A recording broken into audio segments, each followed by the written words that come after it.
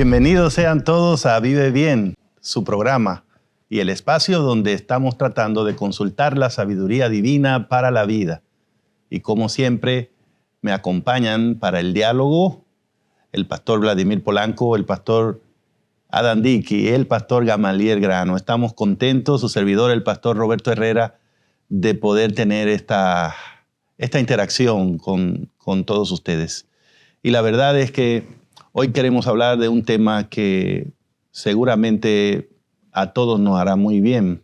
Y me refiero a cómo administrarnos cuando los tiempos son difíciles. Y lo queremos hacer porque sin duda no hay que hacer mucho análisis para darnos cuenta que vivimos en un mundo complicado. Es lo menos que se puede decir, porque hay muchas cosas que pasan que no dependen de nosotros, pero que tienen un impacto en nosotros. Hace poco vivimos una pandemia, hay lugares donde la gente está afectada por la guerra, hay problemas de todo tipo. Y en lo personal tenemos que hacer provisión para nuestros hijos, para nuestra salud, para nuestras finanzas. Y a veces nos preguntamos, ¿cómo puedo mantenerme de pie? ¿Cómo puedo seguir viviendo mi fe cuando el día se pone difícil, cuando la hora es oscura? De eso se trata, compañeros, el diálogo de hoy, cómo administrarnos en tiempo de crisis. Y la verdad, a veces me pregunto yo, ¿la religión cristiana funciona aún cuando el día se pone complicado, Pastor Polanco? Mira, muchos especialistas dicen que el 2023 será un año muy convulsionado en términos económicos. Las predicciones dicen que la crisis es inminente. Pero la realidad es que desde la perspectiva bíblica, los seres humanos vivimos en un estado permanente de crisis. Okay. La pregunta que uno debería hacerse es, ¿cuándo no habrá crisis? Y no habrá crisis cuando podamos vivir en la tierra nueva, en el cielo. Nueva, no. Así que desde que el pecado entró a la historia humana, junto con el pecado entró la angustia, entró la crisis. Debido a que esa es una realidad que ninguno de nosotros podemos evitar, la Biblia está repleta de palabras, de consejos, de advertencia que Dios nos hace precisamente para enfrentar estos momentos críticos. Yo quiero leerte, por ejemplo, un par de textos bíblicos. Voy a leer en el Salmo 50:15, donde el Señor dice, invócame en el día de la angustia, en el día de la crisis, y yo te libraré y tú me honrarás. En el Salmo 86, versículo 7, el salmista dice, en el día de mi angustia te llamaré porque tú me responderás. Y así podríamos... El día de la angustia. Pudiéramos citar muchísimos pasajes bíblicos donde se presentan momentos críticos donde los seres humanos recurrieron a Dios y Dios les respondió. Otro pasaje más que nos pone en sintonía es el Pablo cuando le escribe a los creyentes en Éfeso, le dice en el libro de Efesios, capítulo 6, versículo 13, por tanto, tomad toda la armadura de Dios para que puedan resistir en el día malo y habiendo acabado todo, estar firme. Entonces, yo creo que la pregunta es, debido a que nos toca vivir crisis, ¿cómo podemos, como dice San Pablo, cuando la crisis termine, encontrarnos a nosotros de pie? Exactamente. Porque la crisis lo que hacen es barrer a todo el que está en el camino. Ahora, ¿cómo podemos nosotros salir victorioso de esa crisis? Valdría la pena a lo mejor recurrir a algunos ejemplos bíblicos, ¿verdad? Personas que han puesto en práctica este concepto, porque pareciera que la naturaleza humana es así como que con ese instinto, ¿no?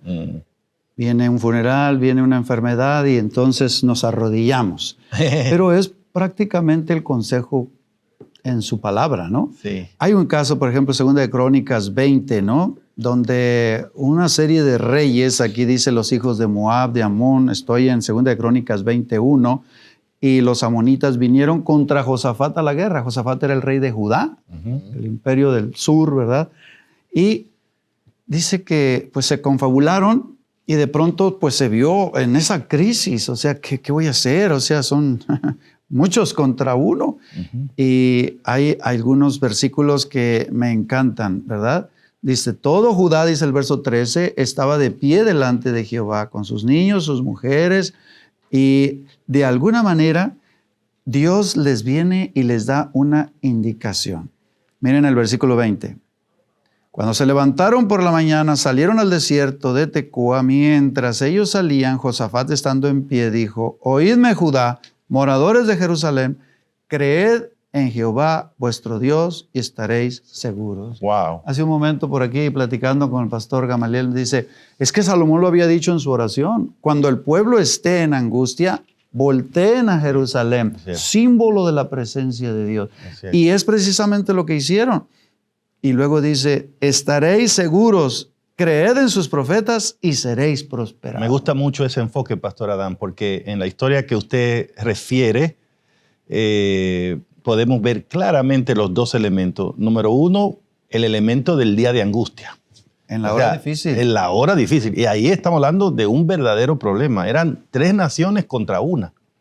El rey estaba en apuros. El país esperaba una solución. Y el otro elemento que queda claro es que el rey dijo, antes de inventar cualquier cosa, vamos a buscar la presencia de Dios. Hay algo que pocas veces puntualizamos, pero a mí me gusta puntualizar el siguiente verso que dice que cuando salieron a la guerra, el rey puso al pueblo a cantar. Sí. Y uno dice, van a cantar.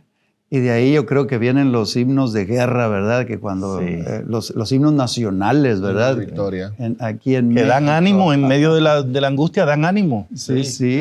Me gustaría también apuntar el asunto de que es cuando estamos en mayor necesidad, cuando volteamos nuestros ojos a Dios. A Dios. Pero esta historia es fascinante porque dice que no solo voltearon a buscar a Dios, sino que estad quietos. Estad quietos. Estad quietos. Qué importante es.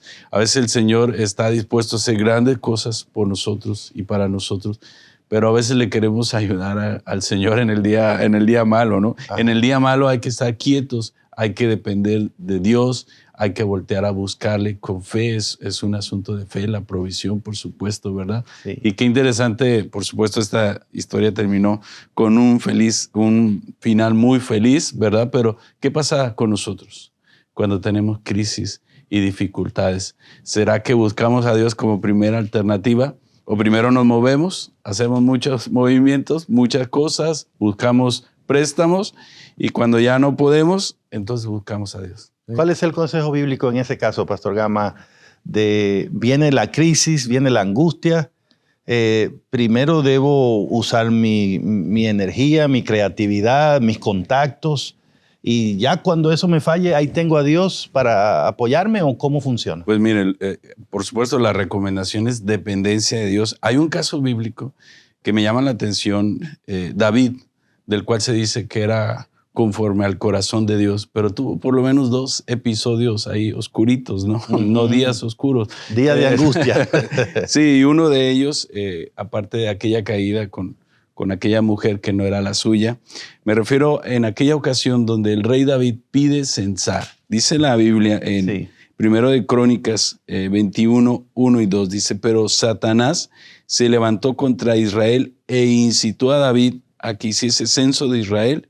Y dijo David a Joab y a los principales del pueblo, id, haced censo de Israel desde Beerseba hasta Dan, e informadme sobre el número de ellos para que yo lo sepa. Esta historia es el contraste de lo que acabamos de ver, del rey Josafat, ¿no?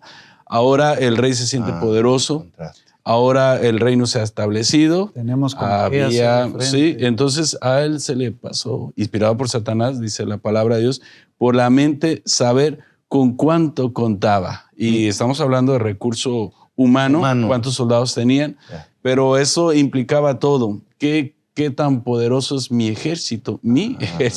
Como para que yo vaya a la batalla y empiece a hacer las guerras que se organizaban casi cada año, ¿verdad? Sí. Pero aquí es, David, en esta historia es el contraste.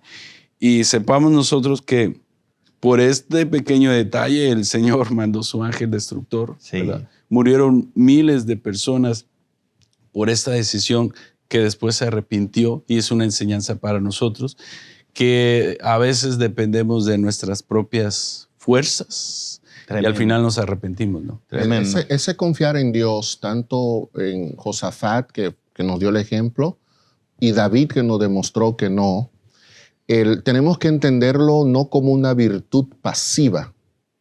La confianza en Dios es una virtud activa. Uh-huh. Confiar en Dios es yo hago lo que Dios me pidió que hiciera. Uh-huh. Confiar en Dios no es yo no hacer nada. Entonces de repente nos llega una crisis financiera y entonces decimos, bueno, yo confío en Dios y me quedo tranquilo. No. Confiar en Dios es poner en marcha lo que Él dice. las instrucciones que Dios dio. Y por ejemplo, tomemos una gran crisis financiera de la cual habla la Biblia en Génesis 41. De hecho, la expresión vacas flacas y vacas gordas es tomado precisamente de esta historia. Uh-huh. Pero, ¿qué le recomienda Dios a José? Que le diga al faraón. Que ahorre. Hay que confiar en Dios, sí, Uh-huh. pero como tú confías en mí, llévate de lo que yo te estoy diciendo, ahorra. El 20%. O sea, para un momento de crisis, yo tengo que, antes de la crisis, ahorrar, para que cuando llegue la crisis pueda tener esos recursos. Y de hecho, cualquiera que lee la historia de Josafat, por ejemplo, como una referencia, diría en primera instancia, pues Josafat, cuando tenía que actuar, lo que hizo fue no hacer nada. Pero en realidad, cuando Josafat se fue al templo con el pueblo a orar, Ya estaba haciendo algo. tenía un plan muy definido. Él sabía que cuando Salomón había dedicado ese templo, le había dicho a Dios, si un día nosotros nos vemos atacados por algunos ejércitos, lo que vamos a hacer es venir a esta casa. Sí. Y te vamos a decir, y tú eres el que va a resolver eso. Y cuando usted lee la oración de Josafat en el día de la angustia, él justo le dice a Dios, nosotros no sabemos qué hacer, pero aquí estamos para que tú resuelvas este asunto. Porque aquí quien nos metió fuiste tú. Esta tierra nos la diste tú. Y esta gente ahora vienen diciendo que tenemos que salirnos. Así que, y el Señor aceptó eso. Le dijo, es cierto, la guerra no es tuya, es mía. Y entonces el Señor se manifestó. De manera que me encanta eso, pastor. Es un equilibrio lindo lo que ustedes están diciendo y voy aprendiendo, ¿no? El pastor dice, bueno, hay que poner a Dios en primer lugar, como lo hizo Josafat. Y el pastor Gama me dice, bueno, hay que ponerlo no después que yo uso todo lo que se me ocurre, sino en primer lugar. Y la forma de hacerlo es haciendo activamente, siguiendo las instrucciones de Dios. Me parece maravilloso. Hay una, para apuntalar esta parte, hay una parte de Proverbios 31 que dice que la mujer virtuosa se ríe del porvenir. Y a veces podemos malinterpretar. Es que cuando confiamos en el Señor, ¿esta mujer está confiando en sí mismo o en el Señor? En el Señor. Está confiando en el Señor. Sí. Pero eso se ríe del porvenir, es una confianza de muy adentro, tener la certeza de que el Señor tiene el control de nuestra vida. Cuando nosotros tenemos el concepto, como decíamos en uno de los programas aquí, que al morir yo no llevo nada. Ajá. Y estoy en un proceso de crisis, es probable que a lo mejor estamos como malabareando, se dice así, ¿verdad? Demasiados, Sí. ¿cómo le llamamos a los Sí. bolos? Muchas bolitas en el Pelotas aire, ¿no? en Al el mismo aire. tiempo, sí. Y a lo mejor es el momento de simplificar, porque la crisis viene cuando yo estoy haciendo por encima de mis capacidades Sí, lo que Dios no me ha dado para hacer. sí. ¿verdad?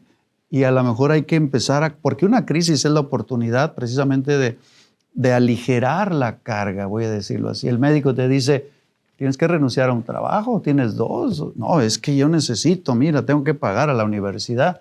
Entonces es el momento de también hacer una estrategia, de decir, a ver, ya no puedo ir al restaurante todos los días o cada fin de semana. Tengo que empezar a tener algunas estrategias, ¿no? Sí. Me gusta que hayas dicho eso, pastor. Y a mí hay un texto de la Biblia que me ha ayudado en ese sentido a entender la necesidad de vivir una vida sencilla. Más sencillo. Una vida simple. No una vida triste, no una vida que procure como... ¿Opulencia? No, pero me refiero que la Biblia no está hablando como de que debemos ser tontos o vivir, conformarnos con cualquier cosa, no. Pero no disfrutar nada. Ajá, pero sencillos. ¿Por qué? Porque este es un mundo complicado. Este es un mundo que si usted se le dedica a él termina enredándolo. Y el otro problema es que este mundo no es confiable, no es fijo, no es permanente, no hay nada seguro en este mundo. Y lo que usted confía hoy, mañana le puede cambiar. Y si nunca nos cambiara, tiene otro problema grande este mundo. Y es que no va a durar para siempre. Entonces, ese texto que yo les cuento es el que aparece en la carta de Pedro, la segunda carta del apóstol Pedro, en el capítulo 13, el versículo 10. A mí me chocan mucho estas palabras para hacerme reflexionar. Pero el día del Señor vendrá como ladrón en la noche, es decir, cuando menos lo esperemos. Y entonces los cielos pasarán con gran estruendo y los elementos ardiendo serán deshechos. Y ahora escuchen, y la tierra, o sea, este mundo y las obras que en ellas hay serán quemadas. ¿Por qué yo leí este texto? Porque me enseña cosas muy importantes que me permiten entender mejor cómo administrarme cuando viene la crisis. Tan cierto como que viene el día malo, que leyó el pastor en Efesios, también es cierto que viene el día del Señor. Entonces vivo con esa idea clara en mi mente y debo acordarme de una cosa, cuando llegue el día del Señor, todo lo que hay en este mundo será quemado, será deshecho. Entonces, ¿tendrá mucho sentido cargarnos de tantas cosas en este mundo? Cuando usted habla de hacernos la vida más sencilla, es entender que mientras más intereses tengamos en este mundo, mientras más dinero, mientras más posesiones, mientras más negocios, cuando venga el día malo va a ser más difícil desprendernos, hacer los ajustes. Voy a poner un ejemplo que escuché hace poquito como un comercial de parte del gobierno aquí en México, ¿verdad? Que tú escuchas a través de este aparato, ¿verdad? Uh-huh. Oye, deposítame tanto dinero y si no, es una crisis. Pero entonces luego aparece la palabra extorsión. Cuelga. Yo un día le propuse a mi esposa y a mis hijos cuando estaban pequeños, ¿qué les parece si dejamos estos aparatitos el sábado, cortamos el internet para simplificar un poco la vida? No, eso detonó otra crisis. Ahí no se mete. Estamos enredados en un mundo, ¿no?, que nos ha envuelto. Se me ocurre una idea. Días pasados hablamos de las deudas. Uh-huh. Miren que lo interesante es que cuando hay crisis, si hacemos la vida más simple, podemos vender algunas cosas que no son tan necesarias y a la par, pues liquidamos esas deudas. Así que vivir simples también nos podría ayudar, ¿verdad? Aligerando o pagando las deudas que algunos... Y la crisis nos ayudan a entender lo que no es necesario. Uh-huh. Lo que no es necesario. Ni prioritario. Lo que no es prioritario. Uh-huh. Y yo creo que eso es bueno en la crisis, porque la crisis viene y me enseña a mí que yo puedo vivir con menos, que no tengo que andar con tantas cosas. Y me da la impresión de que ahí entra decididamente la presencia del Espíritu, porque uno de los frutos del Espíritu es la templanza. ¿Y qué es la templanza? La templanza es el uso moderado de lo bueno y la abstenencia completa de lo malo. Y eso es precisamente lo que se requiere en una crisis. Así que Dios dice... cortar todo lo malo y lo bueno, tenerlo con moderación, lo que realmente necesito. Necesitas hacer ejercicio, dice Dios, te voy a quitar el auto. Empieza a usar tu bicicleta. Hay un texto, Pastor Vladimir, que yo creo que tiene relación con esto que tú acabas de decir, de establecer bien las prioridades. Y eso nos ayudaría mucho para centrarnos, ¿no? Especialmente cuando el tiempo no es bueno. Pero la verdad es que nosotros, seres humanos, tenemos unos enemigos naturales. O el enemigo número uno de nosotros somos nosotros mismos, ¿no? ¿Por qué? Porque por esto que le voy a leer. La Biblia dice en 1 de Juan, capítulo 2, versículo 15, no ames al mundo ni a las cosas que están en el mundo. Si alguno ama al mundo, el amor del Padre no está en él. Y ahora dice, porque nada de lo que hay en el mundo, los deseos de la carne, los deseos de los ojos y la vanagloria de la vida, vienen del Padre, sino del mundo. ¿Cómo lidiar con esas tres cosas, pastor? Bueno, mira, precisamente en una crisis, lo primero que yo tengo que prestar atención para recortar es, ok, eso que yo estoy pidiendo y que quiero, ¿es un deseo de la carne?